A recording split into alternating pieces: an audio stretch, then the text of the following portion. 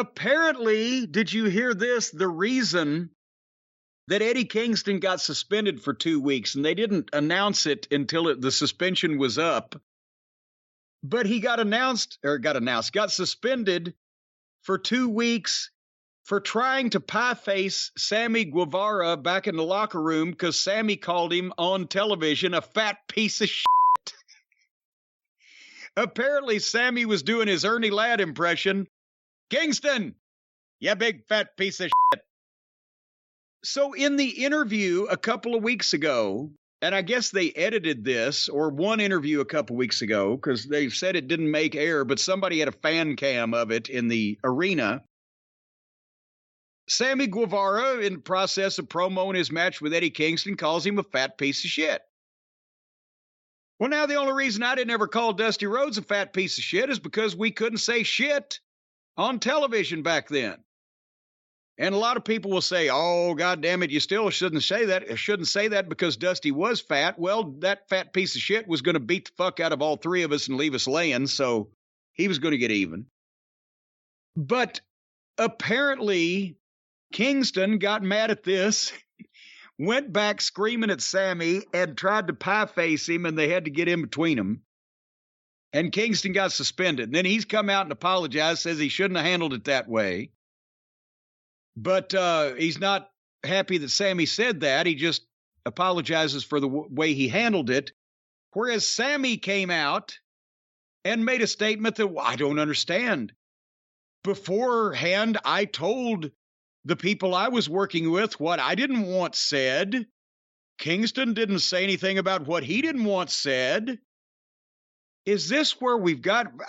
I like Kingston. Sammy apparently is getting too big for his britches with his power couple thing with old Ty, Mellow Jelly, and, you know, all of the other things. He's rubbing people the wrong way.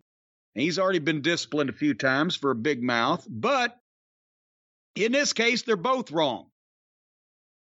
Eddie Kingston, that's his gimmick. He looks like a fat piece of shit. He looks like a fucking guy from the goddamn mechanics place down on the corner in Secaucus. We've talked about this. He's every man.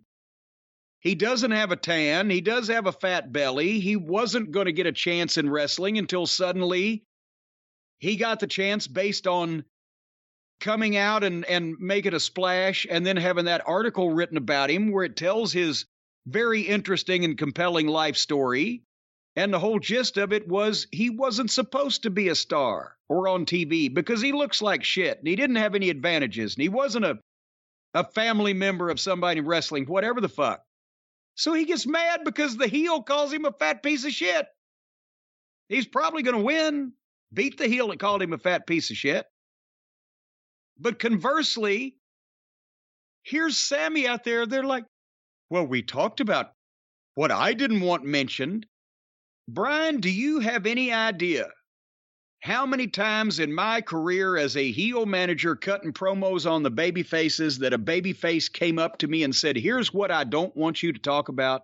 Take a guess. 5 times? 0.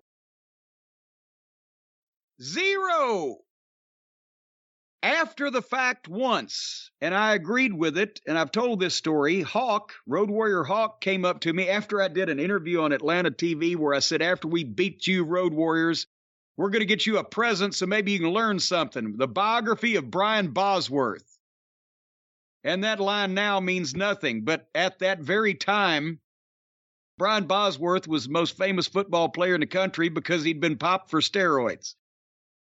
And Hawk came to me and said, Jimmy, yeah, I know you're quick and you come up with this shit, but we got to travel through the airports. If you start conflating he didn't use the word conflating. If you start grouping us with steroids, they might start looking through our bags. Let's not do that. I said, you know what? Point taken, Hawk. I apologize. We'll never do that again. And that was the end of it. But otherwise, no, you didn't say, oh, don't say this about me or don't say that about me. And you know what? If you didn't like something that was said about you, then you went out and tried to say something even worse about the person that said it, because that's who you were working with. You're supposed to hate them and be mad at them anyway. So it gave it a little more oomph. But now they're all sitting down and going, well, don't say this about this or don't say that about me or whatever the fuck. And they're swinging at each other in the locker room. I know you have not been in a position where somebody had to come to you and say, don't say this on TV about me or vice versa. And now nobody tells us what to say. But can you imagine if you're a fucking wrestler and you're accusing your opponent that you're working with of being too stiff on interviews to make it sound too real and get people too interested? I forget exactly what started that question because I was listening. I'm saying you've never been in that position, but No. where somebody's asking you not to. But if you're a wrestler and you're working with somebody on TV, obviously you're not going to come out and announce like Shawn Michaels tried to do to Bret Hart that somebody's screwing around on their wife or whatever. But I mean, any personal goddamn remark, I would have not had the courage or the guts. It would have been embarrassing to go up to any of the guys, Dusty or the Road Warriors or the Rock and Roll or Magnum, whoever, and say, well, please don't say this about me or my team. Don't say anything about my glasses. Yeah, don't talk about the fact that I'm nearsighted or what. I don't. So, well, the other anyway, thing, that was Kingston, and Kingston's been making a lot of friends lately, hadn't he? Well, the other part of the equation you have to think about is maybe Sammy has rubbed some people the wrong way in the past in the back. So it's not like that's the story also coming out from the other side, apparently, that, well, he's been increasingly harder to deal with and or big-headed. I agree with you for the most part about Kingston. And I mean, we've been saying it on the show, he is the everyman. He has been horribly misused. And we said it was going to happen as soon as they programmed him with Jericho. And it just so happens it's exactly what happened. They didn't capitalize on any of the buzz or momentum around Eddie Kingston. They still could because people still like and relate to the everyman. But if him and Sammy are going into this match, it wasn't really a program, they were building up the match. If they were going into this match and there was already issues between the two of them, then maybe Sammy should have thought better about calling him a fat piece of shit. Adrian Street told me years ago that, remember, he went to Florida in like 83, I think. It was 83. Yeah. And he was doing pretty good. After Memphis. And then he called Dusty a fat pig or something on TV when Dusty was the booker. And all of a sudden, Adrian wasn't used so well anymore. So, I mean, that's the thing. It's one thing if you're working with someone who, whether the people know it or not, you're friends with, and you can get away with some shit, that's one thing. But if you already have problems with someone, and that person already thinks you're a fucking loudmouth or whatever it is, and then you go out there and you say that, I hate to say, well, Eddie's already said he shouldn't have put his hands on him. So I'll go with what Eddie said about it. But you shouldn't be surprised when someone wants to do that if you burn someone you already have problems with.